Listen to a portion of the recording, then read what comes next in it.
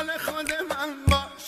با صدای امیر قومی، ارجمند، علی احمدی، کاری از کمال حسینی. مال خود من باش، لطفو بسپار به دلم، قلبمو میدم جاش.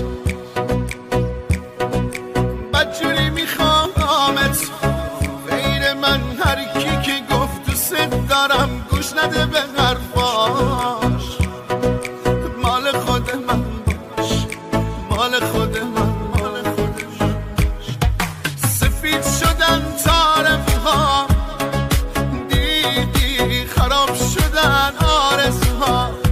خندیدی غمت چی کار کرده با ما،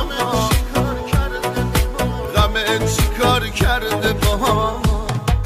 چقدر به هم می اومدی، به قلبم ضربه محکمی زدی.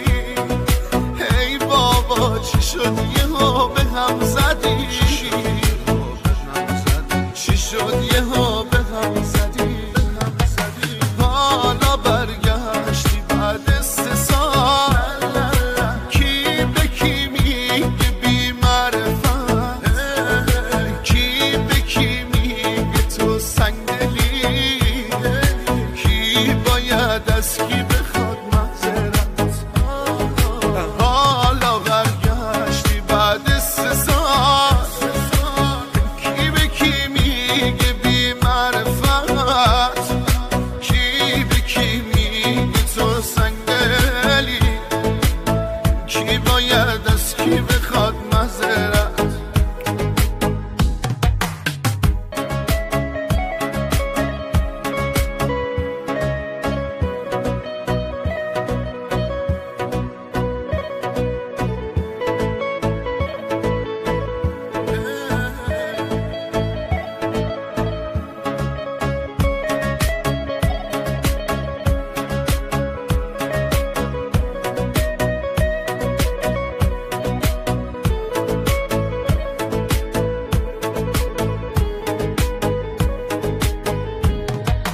دلبر نازم بیا که من جلو همه بهت بنازم.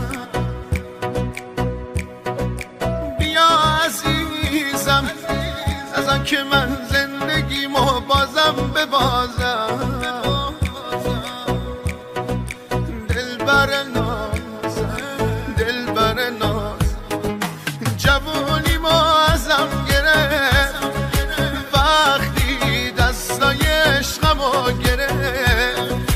رفت و تو بغلش آروم گرفت، تو بغلش آروم گرفت. چقدر به هم می اومدیم، به قلبم ضربه محکمی زدی. ای بابا چی شد یهو به هم زدی، چی شد یهو به هم زدی.